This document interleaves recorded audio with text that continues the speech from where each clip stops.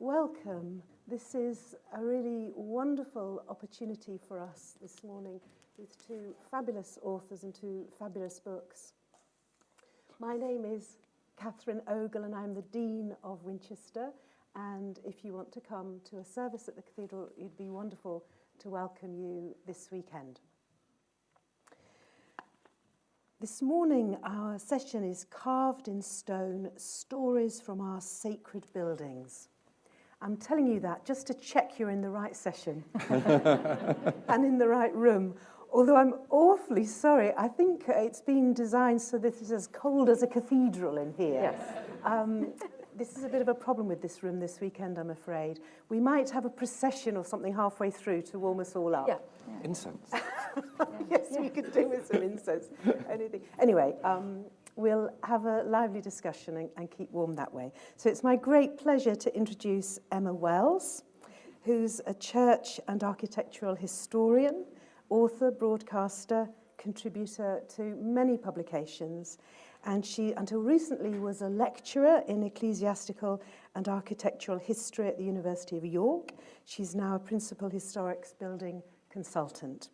She's written about pilgrim routes in the British Isles, and today is talking about this wonderful new book, Heaven on Earth, The Lives and Legacies of the World's Greatest Cathedrals. And also Peter Stanford, who is very, I've never met these people before, so it's lovely for me as well. Peter's a writer, a journalist, and a broadcaster, and amongst his many books, he's actually written a whole shelf full of books. He's written a book about the history of angels, a biography of the devil, and many other books on the history of theology and religious ideas. So a warm welcome to Emma and to Peter. Thank you.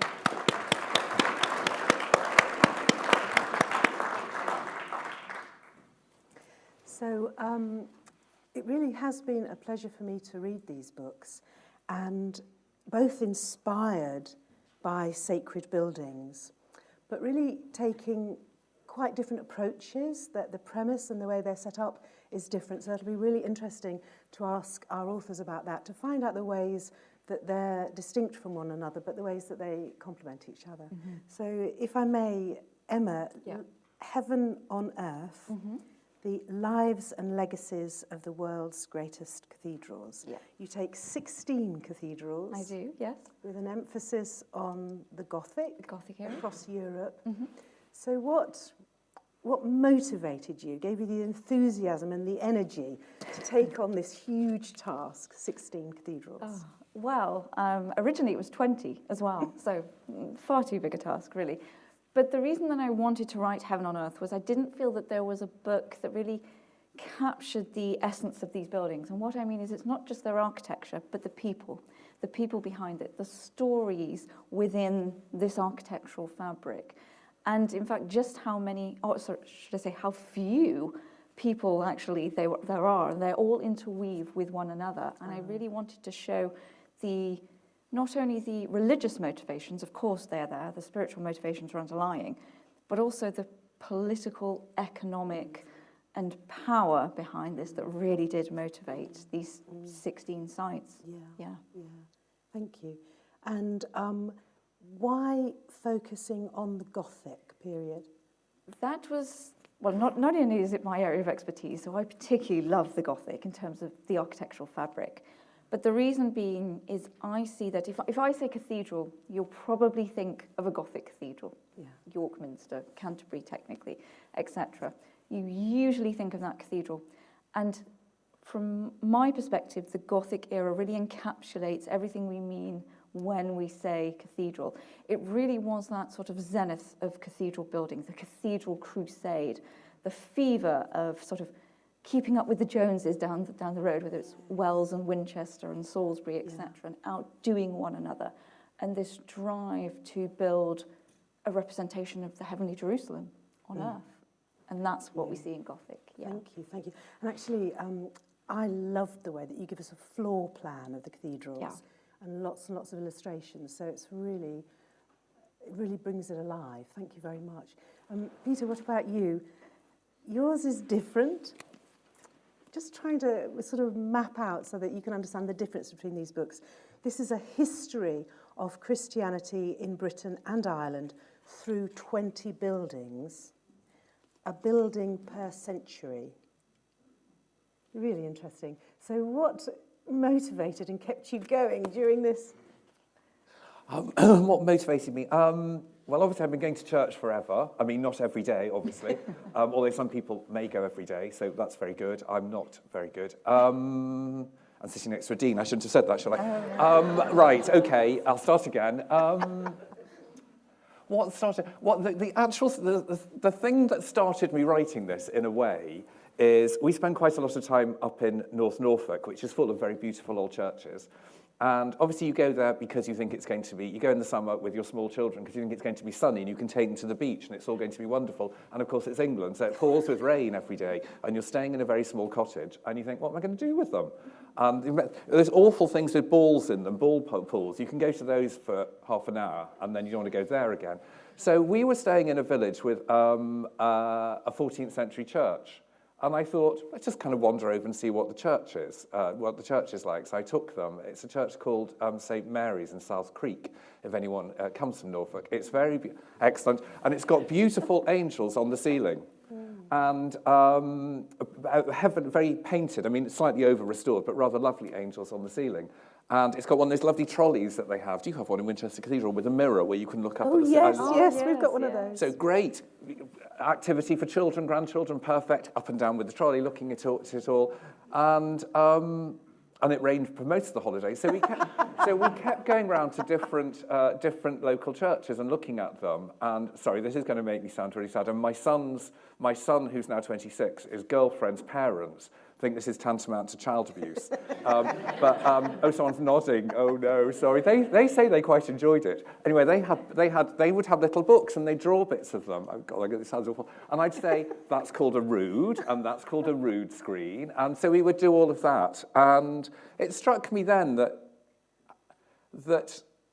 in the middle of our communities, in the middle of our landscape, and this is particularly about the British Isles, but I think it's true elsewhere, are these churches which are kind of repositories, not only of the kind of history of the place, and you know why it was built, the changes that were made in the Reformation, why weren't the angels hacked off the ceiling in the Reformation because all the stained glass had gone, but they left the angels. I suspect it's because it's a hammer beam, and they were, you know, they may have been a bit Puritan, but they knew if they took the angels off, the roof had collapsed, and they didn't want that to happen. So it then becomes a history not only of the place and faith at the time, it becomes a history of the greater story that's going on, of reformations and commonwealths and all of those things that we go through. But it also tells you something about the faith of the people who were there. Because again, to use the angel example, why did the angels stay there? Because people like them. And there's something very benign about them. And indeed, as well as being a history of people, they were put up after the Battle of Agincourt, because the Battle of Agincourt was where the English beat the French, in Boris Johnson terms, and it was meant to be done because of bowed angels with bows who helped the English win at Agincourt. So, but also the history of people now. And one of the interesting things about that particular church, and I hope it's true of most of the churches in the book, it isn't actually, now I think about it, but anyway, of that church, it is true, more people come during the week to look at it than come on a Sunday. I mean, it's one of those fabulously large medieval churches where, and I'm very torn between going to the Catholic church nearby, which is an old boat showroom, which is a bit sad, and this very beautiful Anglican church, which has about 5 people clustered around a heater normally in the chancel. But more people are drawn to the kind of angels on the roof and the story of it. And these treasuries are sitting in our midst. Cathedrals are an amazing treasury in our midst, but you tend to have to pay to go into quite a lot of them. Do you have to pay to go into Winchester? Yes. Sorry. Someone has to pay. But someone absolutely has to pay. But with your little local village church, if you go into it, you will always find something of interest, something that tells you about history. And I suppose I wrote the book partly so I could go and look at a lot more, and partly so I could encourage people to use them. I mean, they can be used for all sorts of reasons. I'm not suggesting they shouldn't be used for worship, but also so people come to value them. I think people are think people are slightly put off coming into churches now. Oh, We have some friends who live in a house in Suffolk next to a very beautiful medieval thatched church. And so I arrived and got very excited because the window literally looks onto their garden, and they said, "Oh, we haven't been." And I said, "Why?" And they said, "Well, there'll be services going on." You thought, "You're in the middle of nowhere. You'd be lucky if there's one every month." And so he said, "Well, when people ask us for money when we go in," he said, "No, it's not like that. Definitely not like that. Only in cathedrals. Not like that." And so then we went in, and they looked around, and I sort of said, "Oh, you can see." Sorry, all those awful words again. You can see there's a nave and by the Chancellor, and they're going, "What are all of those?" And it's that kind of language we don't have anymore. People, and I think we've got to get away from the language so we can make people. But then you start talking about history, and they're kind of, it's almost giving people permission to go. So the book is sort of about giving people permission to go. Yeah. And well, for both of you, that notion that these sacred places are repositories of the sacred.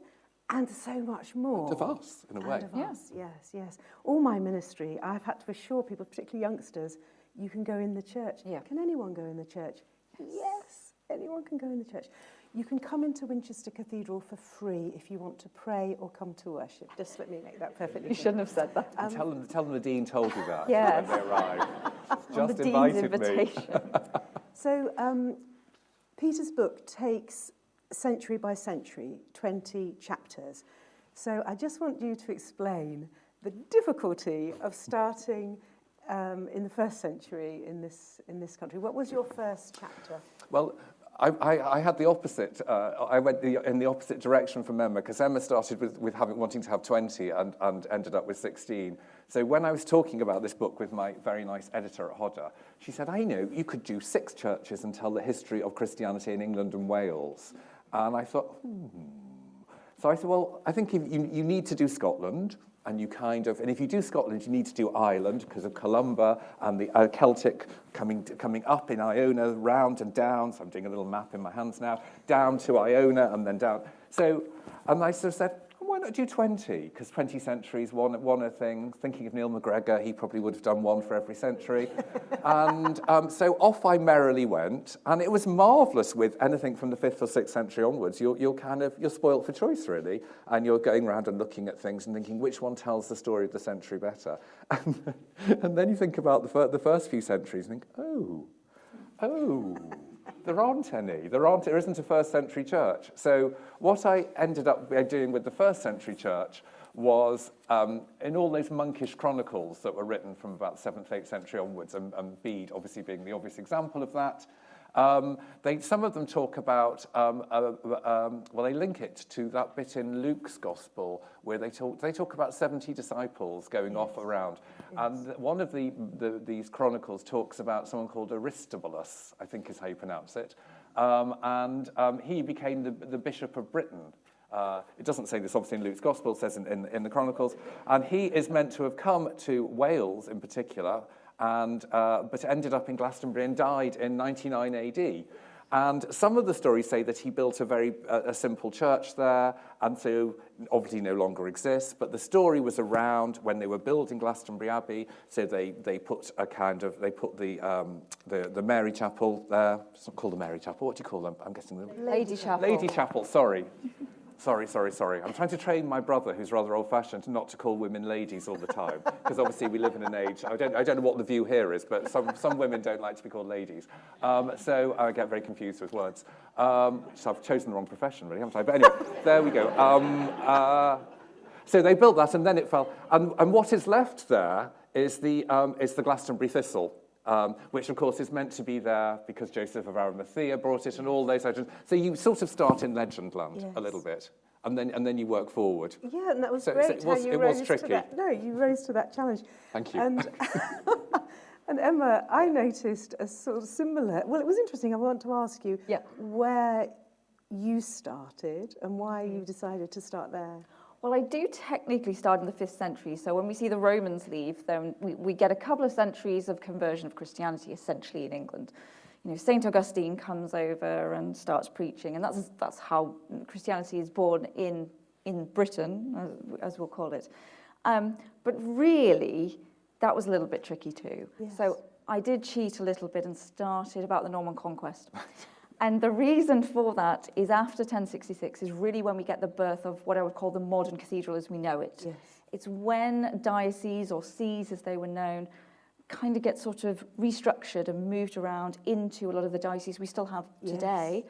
Yes. Obviously, William the Conqueror comes along with his Normans conquering, and they start to construct their great castles, their great fortifications, so no one does essentially what he did in the 11th century, and with that the great cathedral churches, because many of the men that came over, they start to build and amass this great wealth, many of the churchmen, not just those secular or laymen, and they start to build these grand, great cathedrals, and it really is the first time we see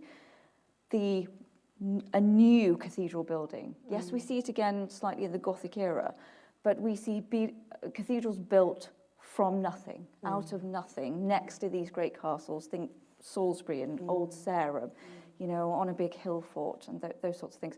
So that's why I started in 1066. It sort of really made sense. That's when we see that birth of the cathedral. We go on and on from there. Yeah. Thank you. But also, you mentioned Hagia Sophia in Istanbul.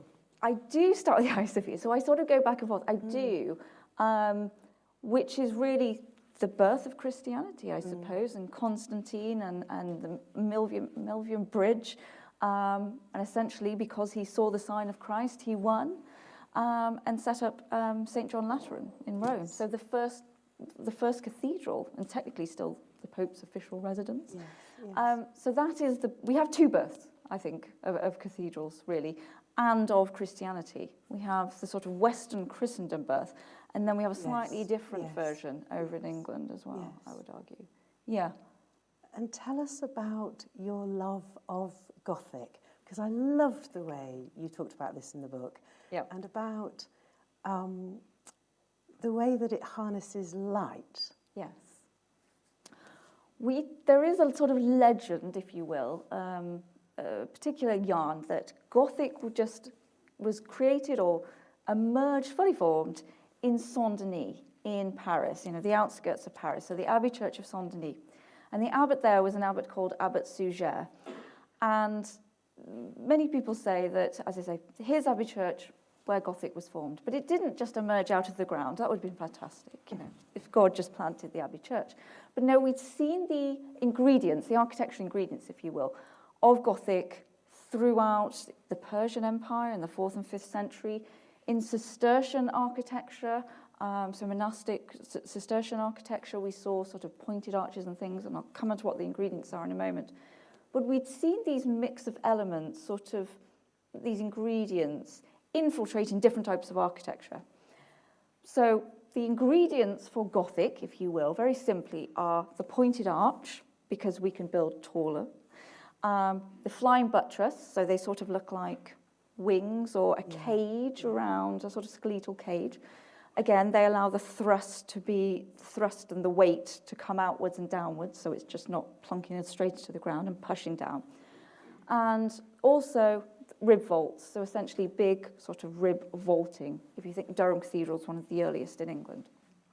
So if you put all of those together, we moved from what we term the Romanesque, or in England, the Norman period of architecture. And if you think Winchester, it's quite, forgive me, squat. It's a bit squat, it's a bit hulking, it's a big mass of a building. Whereas if you think of York Minster, it's skeletal, airy, light. They are two very different buildings. Durham, again, squat, Canterbury, light and airy. And that's what we move from. It's because of those three ingredients. It's because of flying buttresses. It's because of the pointed arch. So the Romanesque had the round arch. We moved to the pointed in the Gothic. And because of the rib vaulting, we could build these great skeletal buildings. And the thing about Abbot Suger and Saint-Denis in Paris was it was just the first place that he put all those ingredients together.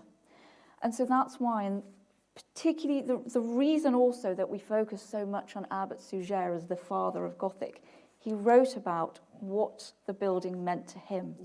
This representation, as I say, Heavenly Jerusalem, Book of Revelation 21 to 22, It's jewel-like, it's gilded. That's what we think of with a cathedral. It sort of is a jewel box. And he wrote in his writings about that it also represented the true light. The true light is Christ.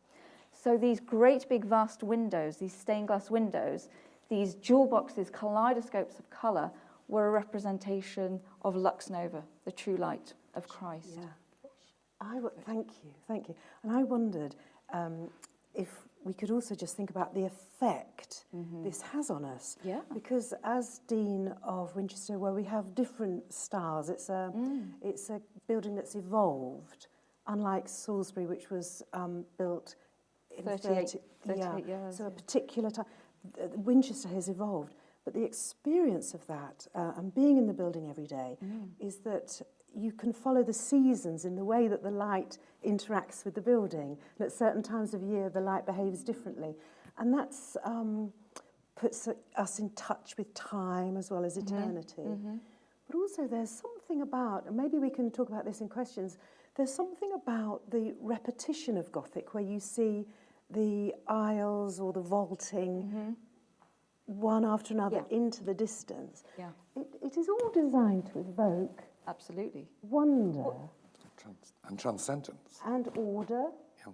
But I think it's probably important to note, though, that cathedrals aren't built necessarily for the everyday layman and laywoman. They are built for God. They are built as a temple to God. They are not built for us to go, even though we do, don't get me wrong, for us to walk into and say, oh my gosh, this is awe-inspiring. Of course, that's the case. But when they were constructed, the every layman, laywoman, the everyday person could not get to the East End apart from on the great feast days, the patron saints' days. So it was actually, of course, there is a hierarchy of space from west to east, obviously the more sacred in the east and the high altar in the Lady Chapel. But you would not be able to really get to that most sacred space that I wouldn't be able to as a layman. I'm not a clergy. So there was lots of screens, the rood screen, as you mentioned, Peter. There was choir screens as well, usually, and gates across all of the aisles.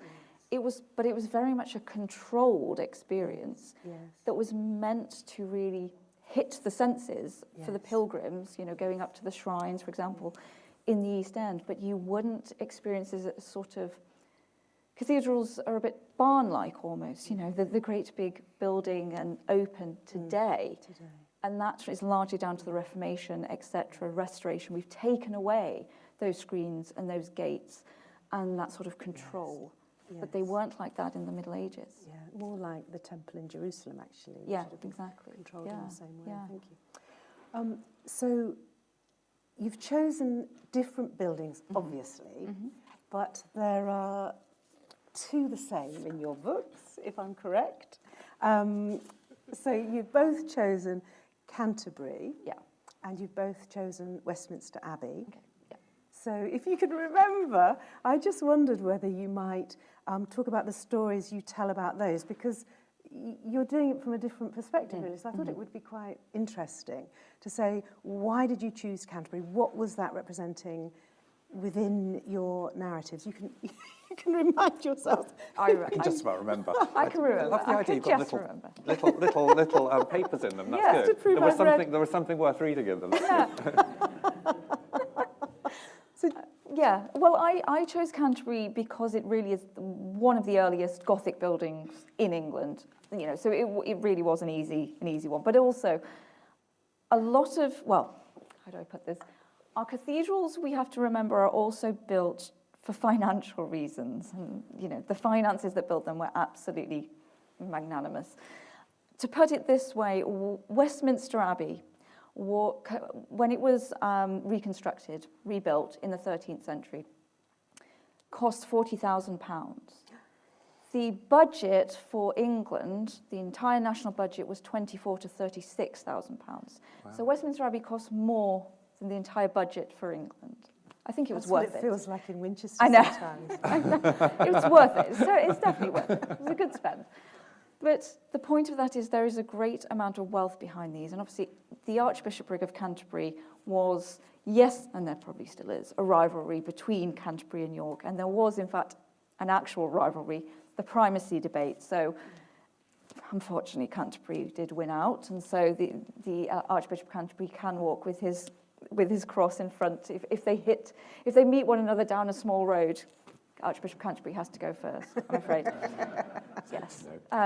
But the reason for this is it goes back and forth, and there is so much rivalry, and therefore the reason that I'm telling you all this is Canterbury Cathedral. If I say Canterbury, you'll probably think of St. Thomas Becket, and you'll probably think of Henry II and the knights that, of course, martyred him in his cathedral in the transept, the northeastern transept in Canterbury Cathedral.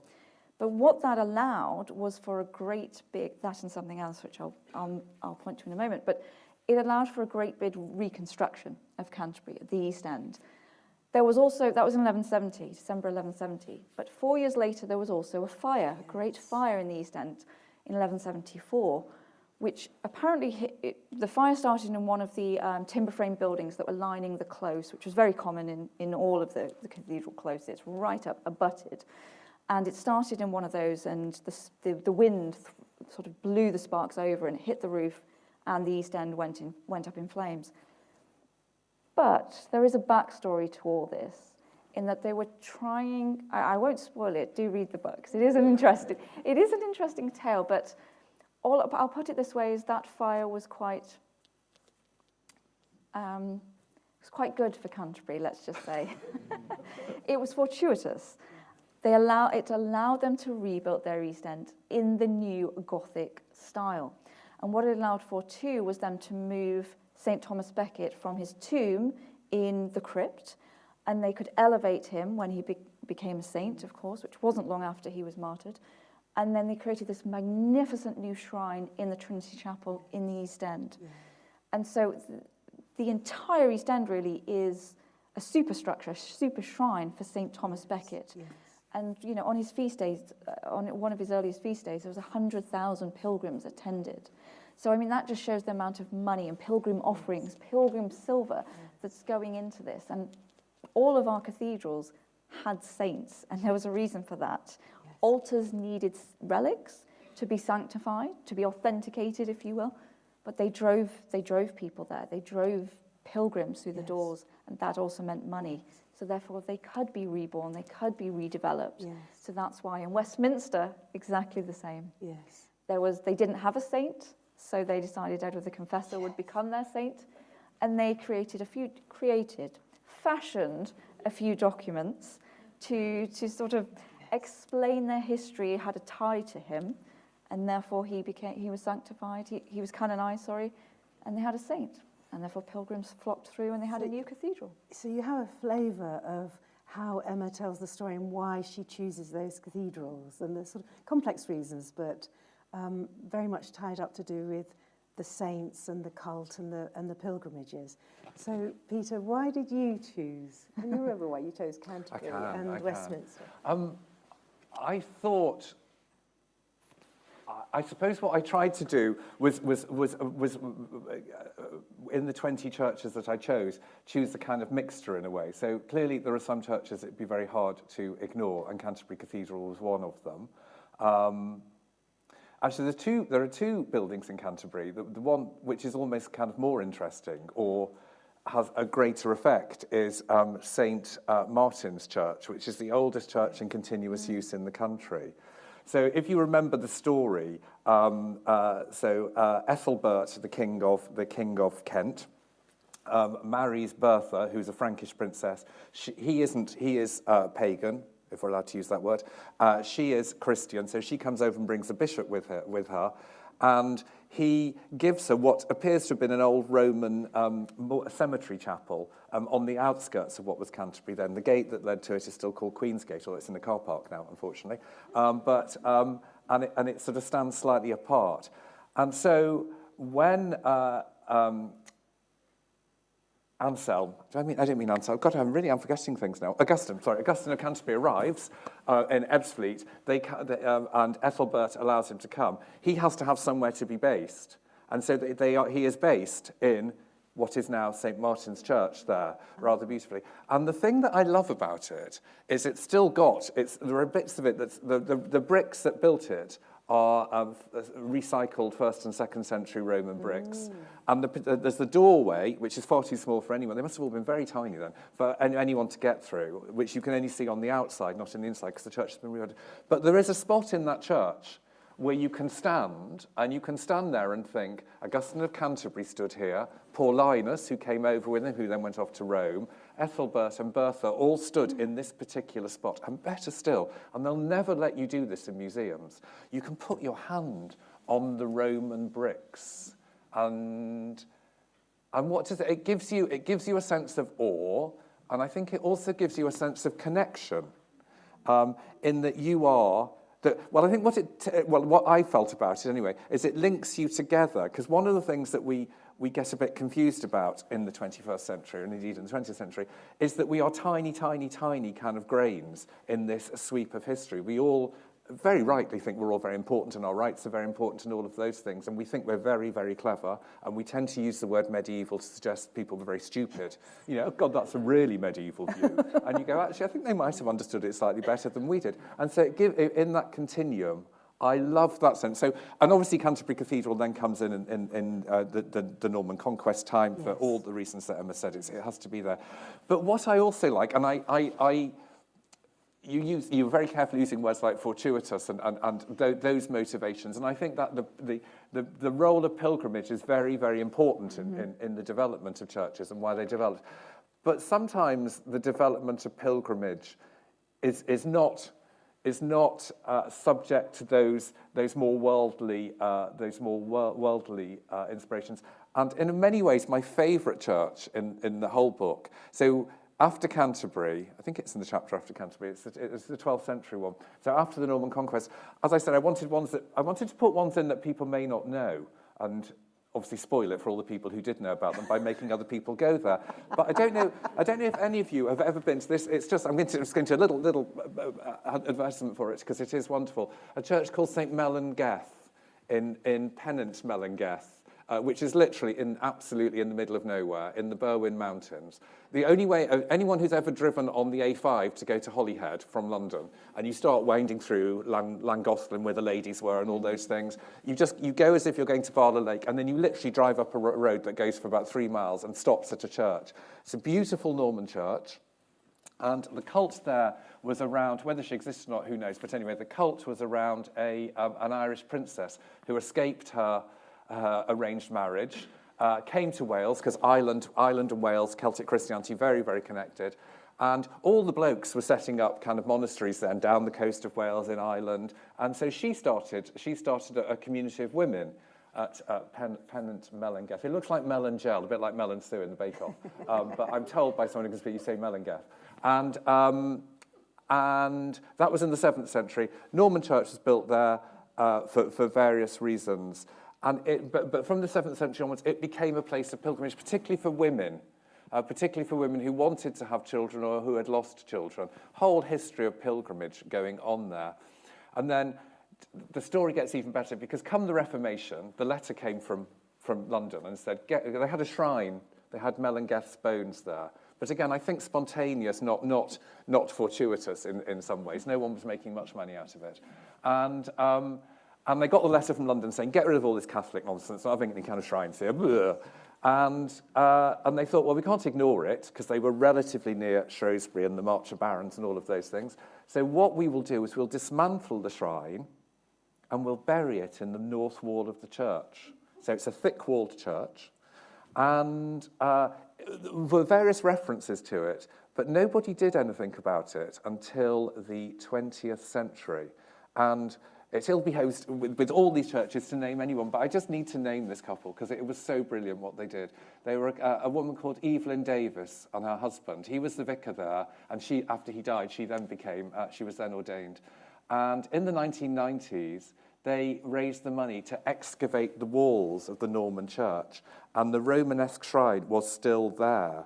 And they pieced it together, and it now sits on the altar there, and I was about to say architectural historians, which was what I said in the book, and actually I've got an architectural historian here, so I've got to be. But certainly in terms of writing, it's often described as the finest Romanesque shrine in Northern Europe. and it sits 3 miles up a dirt track in the Berwyn Mountains. And it is just, it's a wonderful story, it's a wonderful place. And when they were doing the excavations, they excavated around the walls of the church, and they found next to the north wall what they thought was the bones of Melangeth and the women who lived there with her, and they've put those back in the shrine, which actually it sits on the altar, which I find slightly odd, but that may be, was that how they always did it? Yeah. So it's sort of to 21st century, I think. That shouldn't be to one side, not anyway. It is there. But and the thing I love about the detail was on there were fragments of the shrouds that were around the bodies left on them, and there were pebbles on each set of skeletons. And again, what they think. What people in the same profession as Emma think is that those stones are, I'm claiming other people's knowledge really for myself now, but they think that meant the number of decades they spent there. So this idea of women in community living there and being respected and being important to other women, again, takes you back, backwards and forwards through history. Yes. I've got a daughter who we sent to a Catholic school and hated every minute of it because she said quite rightly the Catholic Church is anti-women, and it is to a certain extent. Well, it won't allow them into ministry in that sense. So she is enraged by those things. So when I took her to St. Melangeth, I said, look, here are all these women in the 7th century. They probably thought the same as you. You're not the first generation to think it, or even the second. You're probably the 200th generation. So it's that sense of our own history. So if I gave one recommendation, don't go on a windy, rainy winter's day, though, because you'll get stuck in the mud. But it is just fabulous. But it is also an illustration of your point that these sacred places show us so much more than just the history of the Christian faith. In that all these different facets and all these different ways of looking at the past. It's really fascinating, thank you.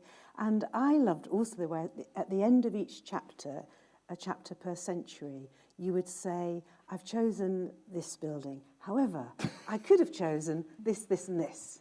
So it's a real value added at the end of every chapter, because you think, oh, how would that building have represented Christianity in that century? It's a difficulty of choice, because what I did, obviously I told us about the first ones being very difficult, but the later ones, there were so many choices.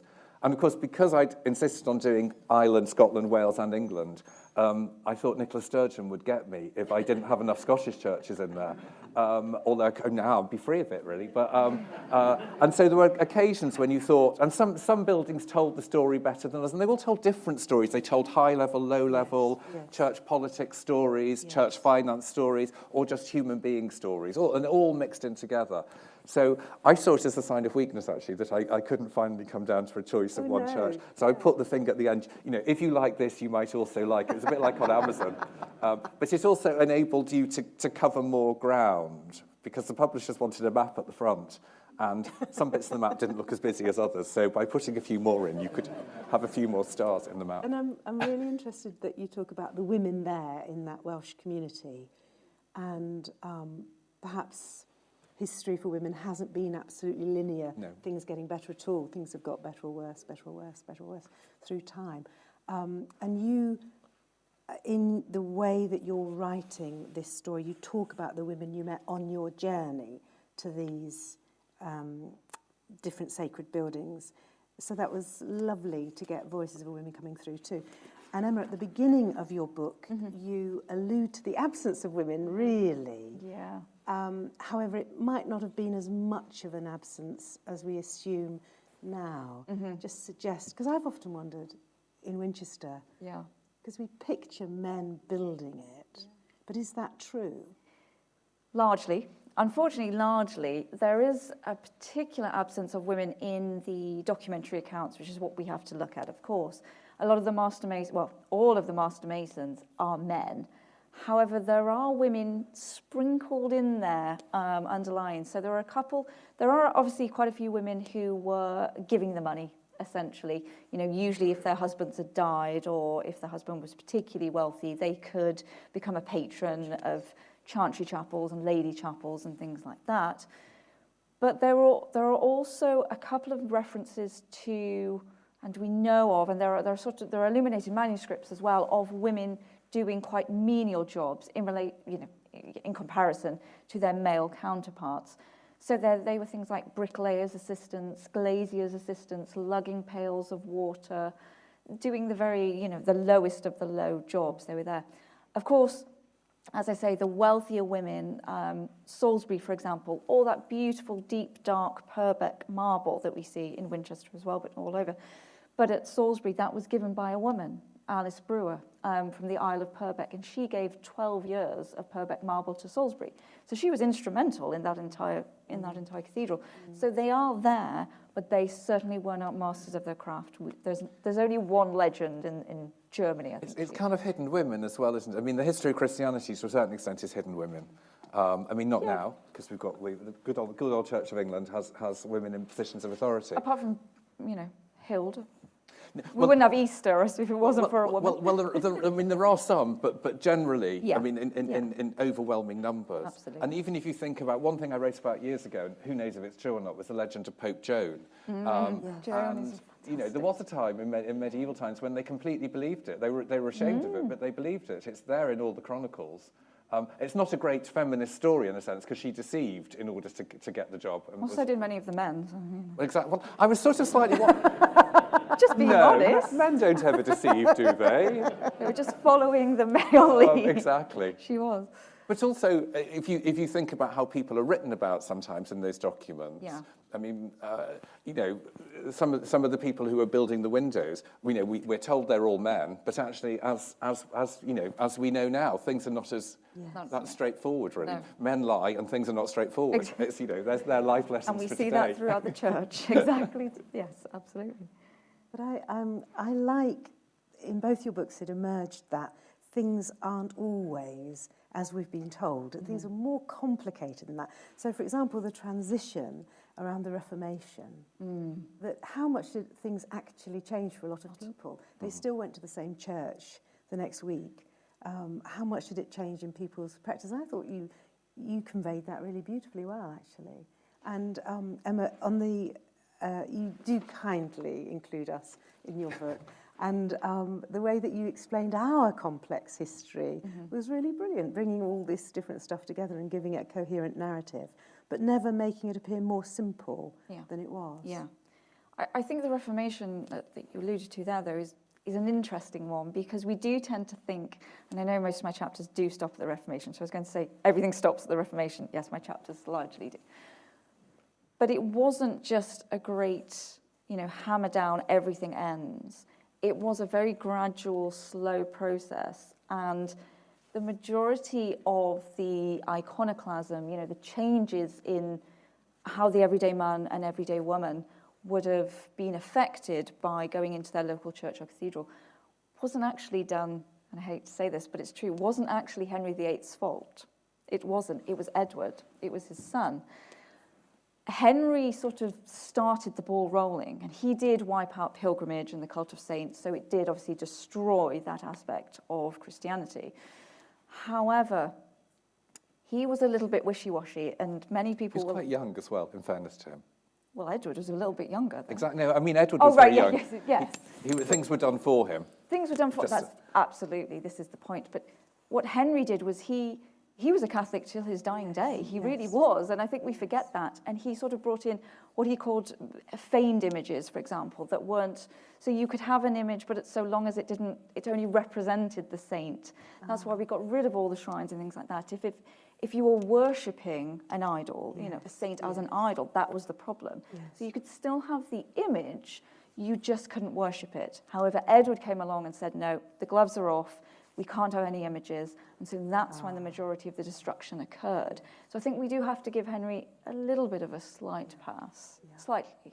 Of course, he did get rid of all the monasteries, but... Well, the great irony, of course, is that Henry VIII died being Catholic, and Martin Luther died thinking he was still a Catholic. It was just the Catholic Church needed to catch up, which it sort of has in lots of ways. I mean, so the Reformation... the Reformation, none of these things are quite what they seem. And one of the things in the book I found very difficult, because if you do it century by century, there is the Reformation century, obviously, the 16th century, and you thought, oh, hold on, if I'm doing Scotland as well, there are two Reformations going on, because the English Reformation isn't the same as the Scottish Reformation. Yeah. So I cheated slightly and put the Lady Chapel at the back of Westminster Abbey at the very end of the 15th century, and then I could do John Knox's St Giles Cathedral, with that wonderful statue they have of John Knox I mean, it's one that made me laugh most, really. In St. Giles's Cathedral. So what did John Knox hate? He hated statues, hated popery. So when he got his hands on St. Giles's Cathedral, stripped everything out. Everything had to go, smash all the windows, an enormous pulpit put at the front, and all of that. Hated statues. And what do they do now when you walk in? There's just absolutely an enormous statue of him when you walk in. And it's kind of in wood. And you can't quite see the eyes, but he just looks so cross. And it's like, why have you built a statue of me? Anyway. The truth is out. So look, now I must let you ask questions. If any of you have any questions for Emma or Peter. Gentlemen in the... Are we just raising our voices? Yeah. Yes, I was sort of reading your book, which I enjoyed. Thank you. And what struck me particularly was this kind of tension that on the one hand, these cathedrals are wonderful sermons in stone, wonderful celebrations of the glory of God. And at the same time, there is, and you mentioned that extraordinary figure for Holy Westminster Abbey, wealth and power, and competing locuses of wealth and power. Very much almost great corporate entities that people fight together. And I just wonder how you negotiate that balance between, on the one hand, spirituality and worshipping something above ourselves, and that very human struggle for wealth and power that goes on around those buildings. Oh, this is a difficult question to answer, especially in front of you, because I think it was an eternal struggle between ego and faith, I suppose, really, and because the issue really, and I suppose we go back to the Reformation again, the problem of the inherent issues that the Reformation tried to tackle, and particularly Martin Luther and these abuses, were of power and of wealth, and that the majority of our great cathedrals particularly were constructed due to an immense amount of power and wealth and domination in a guise of faith, really. And I'm thinking particularly the chantry chapels, the great big chantry chapels, the great big cages at Winchester, for example. There were different types of chantry chapels. So chantries were to have masses for the soul said out loud after you had died. The more money you had, the more masses were going to be said after you'd perished. It's quite ironic if you constructed one in 1545 and you spent all that money and then they get wiped out. So I don't know where all that money went, but you, even if you were an everyday layman or laywoman, you could have a light put on the altar for masses for your soul afterwards, or then you would have the caged chapels, or you could have a chantry chapel off the side of one of the aisles or something like that. There were all different types of them. But the more money you had, the more of a display of this wealth you could put into, but also it's a display of your faith, supposedly. So there is this inherent tension throughout. Even if you just walk into Winchester and you look at the chantry chapels in either side of the nave and further on, and then you get into the East End and you have the great big transy tombs. So you have the decaying corpse of Fox and Gardner as well in there, and then you have him in life and in death. And there is this I think even these cadaver tombs, these transy tombs themselves are a bit of an oxymoron, really, because they're showing the sort of humility of one in death, but then in their great big gowns as they lie in state in life, as if they were. And the immense wealth, they would probably cost millions of pounds, I think, today, something like that. We have to. So I think we just have to be aware that there was a lot of money put into this, and there's a great big show of faith, but there's a great big show of popularity, fashion, and display and power, and it all went hand in hand, and hence why we get to the Reformation. I find it extremely difficult to talk about and extremely difficult to put into words, because how far do you go? How far can one assess whether that was an act of religion, of faith, or just an act of ego? Mixed motives. Yes, Mixed motives. it's difficult to separate. Shall we ask Tony at the back? So, given that a sort of comparatively modern and not particularly impressive cathedral like Leicester managed to dig up King Richard III in a neighbouring car park, don't you think it shows a great lack of imagination that an old cathedral like Winchester hasn't yet managed that huge close to find a body of King Arthur yet. In Winchester, though. Oh, Alfred, does he mean Alfred? Well, we I live think you in should hope. answer that. We live in hope. Yeah. But can we say a word for modern cathedrals as well? Oh, yes. Because I mean, you say there aren't any modern. No, you're not a No. lover of modern. No, I didn't say that. I'm just modern Gothic. It's just Gothic. Well, Not there is- neo-Gothic. Well, Gaudi was obsessed by the Gothic, wasn't he? The Sagrada Familia. I do mention Oh, you do? him. Excellent. Sorry. Okay, take yeah. that back. But modern cathedrals. Okay, so because if you use the century church per century thing, you end up in the 20th century. And my 20th century church is Liverpool Catholic Cathedral, which is where I grew up. I'm sorry, the accent's gone slightly, but I can slip back into it very easily if you want me to. And I think that is the most fabulous modern building. You were both talking before about the way churches were organised and the different stalls and the structures of it. What did Liverpool Cathedral do in a 20th century way? It swept away all that having, the power of who sat at the front. The altar is in the middle, everyone is round it. It was paid for by the people of Liverpool. They were going to, I don't know if you know the story, they got Lutyens before the Second World War, who was going to build this enormous white thing, bigger than St. Peter's, and much more importantly, bigger than the Anglican one just along, which is bloody enormous itself already. And then they didn't have any money in the 1950s, so they had to stop. So the Lutyens crypt is still there. And then on top of the plinth of it, they built, when I was growing up in Liverpool in the 60s, they used to call it Paddy's Wigwam, or they used to call it the Mersey Funnel, because actually when I was at school, they used to call my nose the Mersey Tunnels, because my nose, my nostrils are so big, so obviously I had a traumatic childhood, so I had to go to church quite often. So we would go to Liverpool Catholic Cathedral. Actually, what it looks like is a rocket sitting on a launch pad, but it's got that modern idea. And you were talking, both of you, before about the light in cathedrals. There is not. I was there a couple of weekends ago, and we went to the 11 o'clock Mass in Liverpool Cathedral, the sung Mass. And it was really gloomy, because we're in England. And then the sun came out, and the John Piper, Patrick Retchen's glass, and the sun went round, and the light swept around that beautiful modern. I know you were just being mean about Leicester, not about all modern cathedrals, but let's say a word for modern cathedrals. Intriguing question. Church for the 21st century. I don't know if anyone in the audience has a particularly favourite church that's been built in the 21st century. I was struggling to think of one when I finished the book. Or Emma, indeed. No. No? Okay. No. Do you want to think about that? No. One more question. I want to take us way back, really. I was thinking about Ken Follett as you were speaking, and I was wondering about the connection between Saint-Denis and us here. I mean, how much cooperation, how much... Oh, yes. Him, he talks about it all the Yes. time, with a clear idea that they went to France and they studied. Yep. Do you think that's true? It is true. Ken Follett? No, that's true. That's a great question, actually. Yes, master masons and masons, regardless, were itinerant. They travelled all over.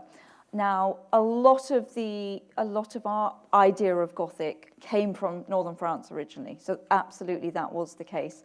For example, Canterbury, the East End was built by William of Sens, who was from Sens in France. He then unfortunately fell when he was creating the roof. He fell down, plummeted to not quite to his death, went back to France and then died. But then his apprentice, William the Englishman, very, very snappy title. Did he push him possibly in order to Well, get the job? I think so. Sorry to be cynical. Well, it's so funny you should say that, because then he got to build it to his design, so who knows.